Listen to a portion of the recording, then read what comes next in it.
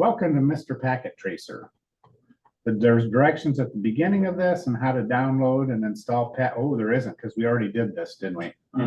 Yep, we already got our Cisco account and downloaded Packet Tracer earlier. So we're using the same thing. And whenever you're working on something, always save early and save often. Always. I'm going to put this in my documents folder, because the one time you don't, you're going to have work for 4 hours and lose everything you've done.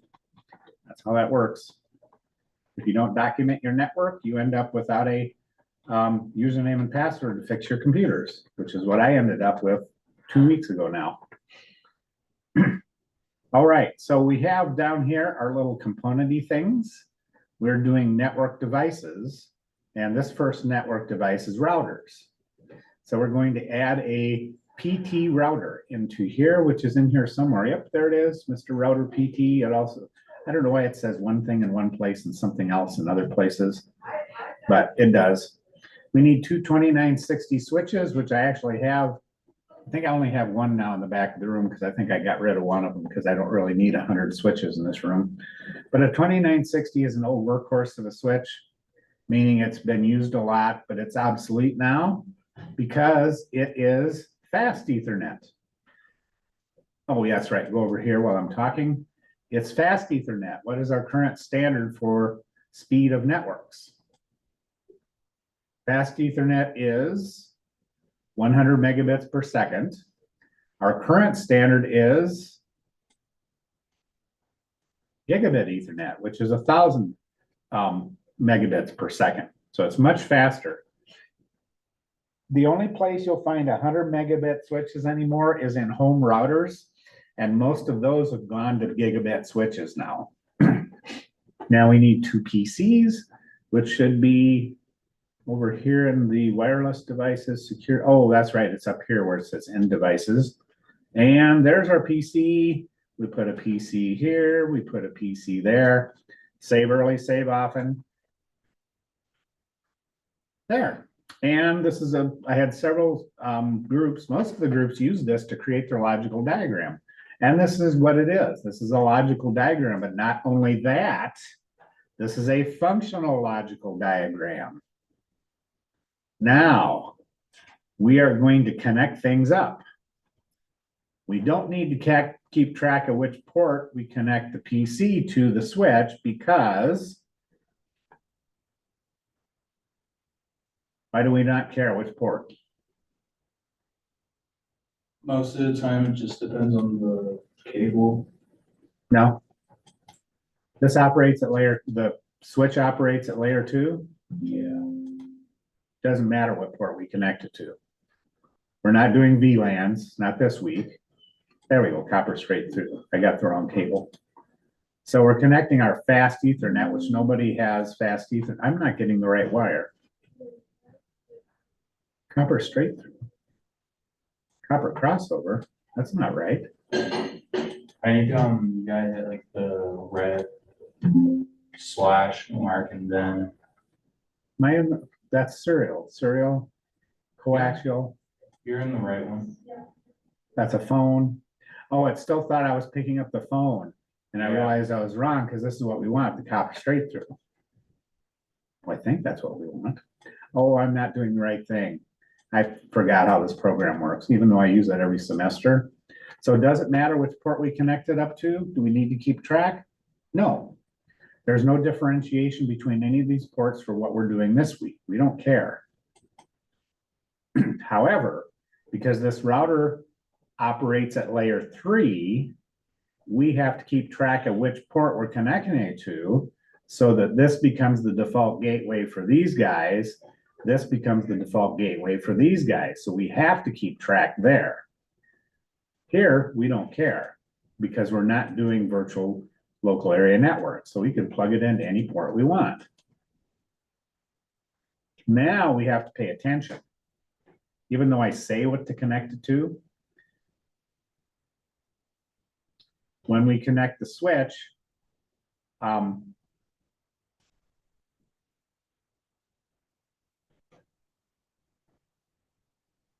why don't I have us connect up the router?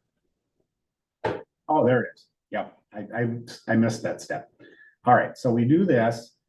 We connect from the switch to the router.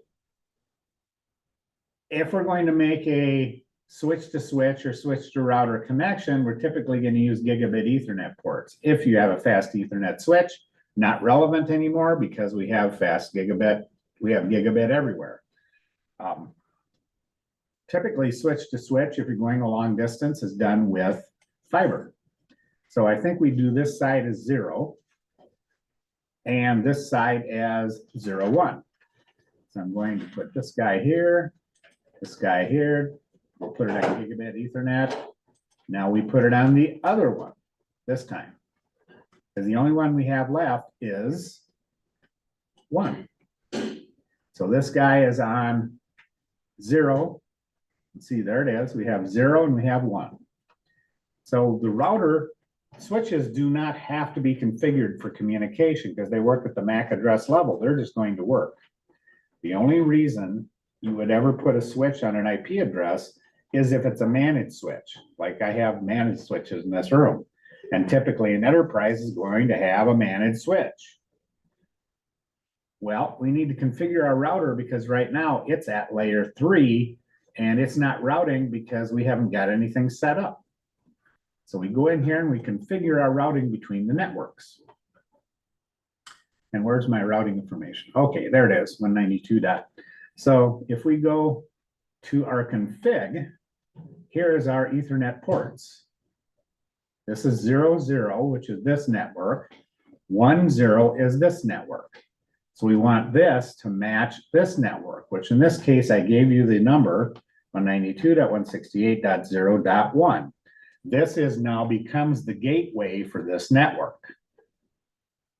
And that's the right subnet mask. Because we're doing a class C address, which means we have 255, 255, 255.0. So now we have that port set up. If this computer sends a packet to something that doesn't match 192.168.0, it sends it to the default gateway.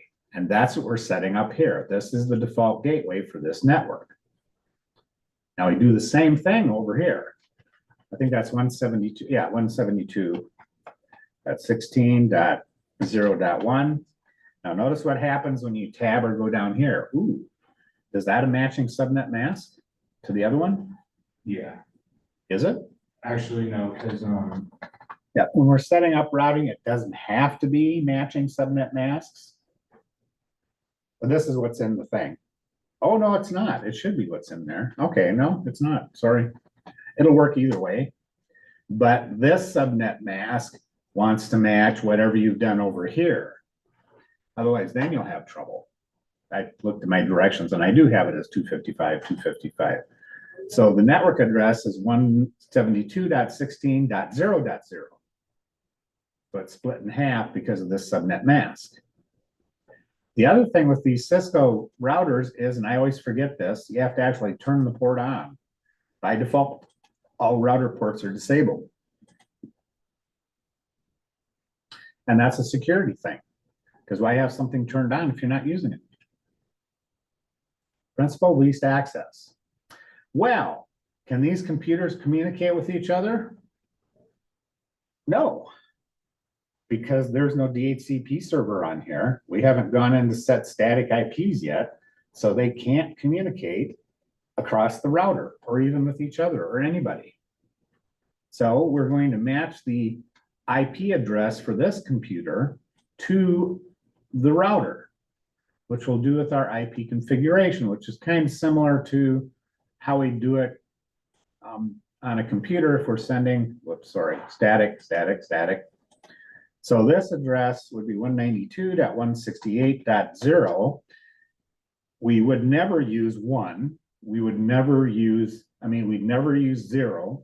We'd never use 255. Those are not legitimate addresses. 0 is the network address.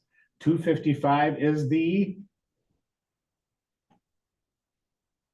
what's 255? that's a subnet mask. 192.168.0.255 is the broadcast address. They're two different things. Oh, you're right, that is an invalid IP address because I didn't finish it. So we can't use those two. That 0 dot, we'll just use 10 because 10 is available. It's in our range of 1 to 254. Yes, we do use 255 in the subnet masks, but that's still not a legitimate address we can connect to. We can't ever connect to 255.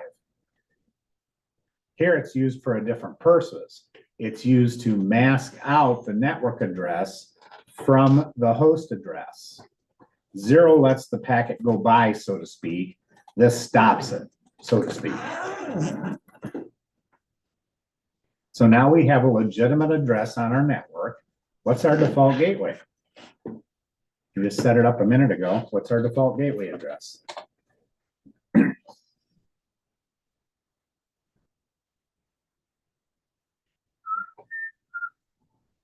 Dun, dun, dun, dun, dun, dun, dun, da, da, da, da, da, da, da, da, da. 192, 192, 168, 168, dash 0.1. right, that's what we set it up as. We don't have a DNS server in this network, so we don't need to put anything in there.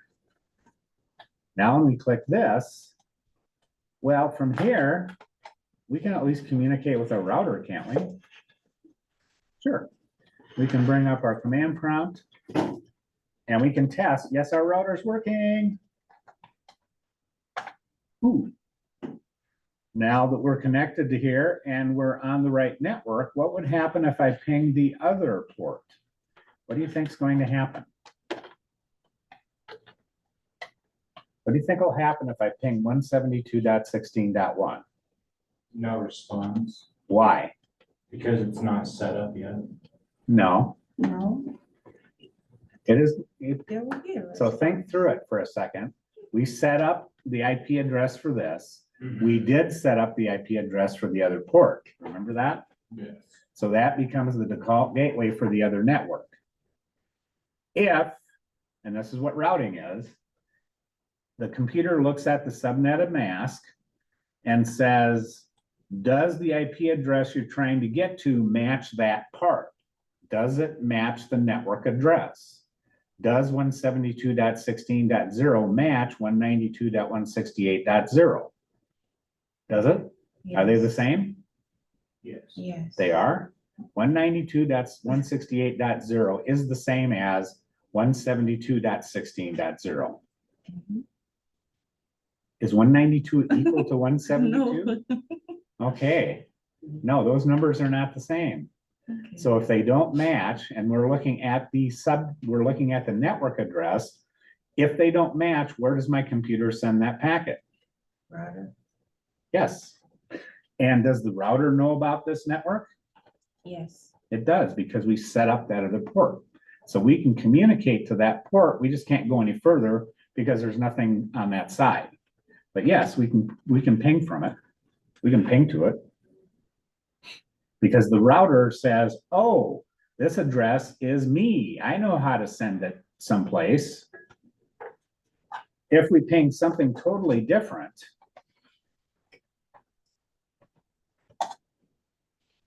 then it's going to be destination host unreachable because the router doesn't know where to send it. The router doesn't have a default gateway. A regular network that we're used to using, that says multi-user. Where's my cloud thing? There it is. So what we're used to seeing is this sort of thing. We have the internet up here. And yep, there we go. And we're used to seeing this, where you connect the, well, can't be connected to that port. Why not? Oh, I'm out of ports, aren't I? Anyway, it would be connected up to this. That would be this router that's out on the internet would be this router's default gateway. Well, it doesn't have a default gateway. So it doesn't know how to do anything at all, except it knows about 192.168.0.0 network. It knows about this network. That's it. Anything else, there's no response. Okay. Let's configure this guy so that we have somebody to communicate with. And let's see. desktop IP configuration. What address could I set here that would be legal for this network? What would be a good legal address for this network? 192. 192 is over here. Maybe, 172 is over here. yeah, so 172, 16, Okay. 0.100. That's a legitimate address. Anything between 1 and 254 is legitimate. And then this matches the subnet mask we assign to that port in the router.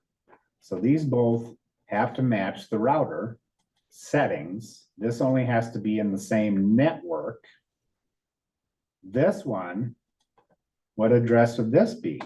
Because this is my computer. I need a default gateway for me. And my computer is sitting right over, oh dear, I didn't mean to do that. Oh. My computer is here. What is going to be my default gateway? 172. The default gateway, yes, what else? 1601. Yep, so a router has to be on the same network as you are. Otherwise, you can't get to it. That's the point of having a router or default gateway. The default gateway always has to be on your network. Otherwise, it's not a default gateway. You can't get out of the network with anything else. And we did assign one to it. We don't have a DNS server, so we can ignore that. Now, if I go back to the computer that I was testing before, we've tested that we can get to this side of the router. We've tested that we can get to that side of the router. Do you suppose it's going to work that we can, oh, where's my command prompt? He disappeared on me. Oh, goodness. CLS apparently. Okay, neither one of them. Change the screen just a second. I need to make this resized. There's my command prompt. It came back. All right. So I would ping. I'm on the 192.168.0 network. How would I ping the computer on the other side of the router? What would I type in after ping? The address, Computer's address. What is that address? 172. 16.0. And Dylan came up with 100, which is legitimate. And if it doesn't come back, then we know we have a problem. Uh-oh, we have a problem, don't we? But sometimes it takes, because this is a simulation, it's not like a real physical one. Sometimes the first time or two, it won't work right. Just because it's a simulation and it's not a real physical router. A physical router would be immediately working. But now we are able to communicate from here to here, which means that if we're over here, we can communicate the other way. Whoops, I don't need a terminal. I need a, no, I guess you click that to close. Yep, I need a command prompt. So if I ping the other computer, should I get a packet back? Should it work? Yeah, we don't have any filtering going on the firewall to prevent it from happening, which we could. We could set it up so that this guy can get to this guy, but this guy can't get back. As a matter of fact, that's called the DMZ. That's how I have the web servers and everything set up. I can ping the web servers from here, but they can't communicate with us. They can't initiate a communication. If I ping it, it will respond, but I have to start it. It's like, oh, he started the fight, right? You know, if you have brothers and sisters when you're kids. Oh, it's supposed to find that. Why can't it find? Oh, I'm not on the right net. This is a virtual network. This is not connected to my network. Okay, I better get on my network here. So that's one of the addresses for my web server. Ta-da. Oh, I probably don't have it set up to do that, do I? I thought I did. Apparently I didn't. Because that's the actual address for one of my web servers back there. So I don't have it set up so that a ping will be able to respond, which is fine. I don't really need to ping from here. You can ping, the only place you can't you can actually can't ping that. It's from here. If you're outside on the internet, you can ping it all you want. Because I have them set up. I have the server and the firewall set up so that it will respond to a ping request. Because I use that in a lot of my labs, where you're gonna scan something or, do a ping against it. Perfectly fine to ping my web server because that's what it's for. It's for students to, learn how to do things. It's an Wasn't there, like, educational thing. Didn't a student get like, not in trouble, but they were like doing an assignment for one of the networking classes and they were like pinging one of the public networks and that kind of got messy? No, the only thing I know of is that somebody was connected by wireless to the Wild West and they were doing a scan. Oh, yeah. And it probably has happened more than that because it's really easy when you come in here to forget that you still could be connected to WNCC internet. It's very common because it doesn't switch over all the time. And as a matter of fact, you know who that was, Dylan? It was you. Oh, Because I traced it back. I thought, oh, what day was that? And I thought, oh, that was Dylan. Because I remember we were working on it. And I'm sure the other students have done that before, right. and that's what happens. We're an educational institution. It's not like you were hacking. Oh, You yeah. just forgot, that you were, and that's very common to forget.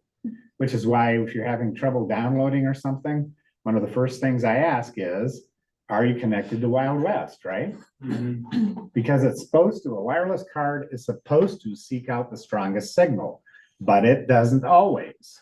It hangs on to that WNCC internet, even though this is way stronger than the WNCC internet. By the time you get to this room, WNCC internet really isn't a very good connection anymore. Because we're far enough away. I don't know where the closest router is, but it's not very close to here, which is fine. We have our own right there. So yes, those things happen. That's normal. And that's what Mike said. He said, is that one of your students? I said, yeah.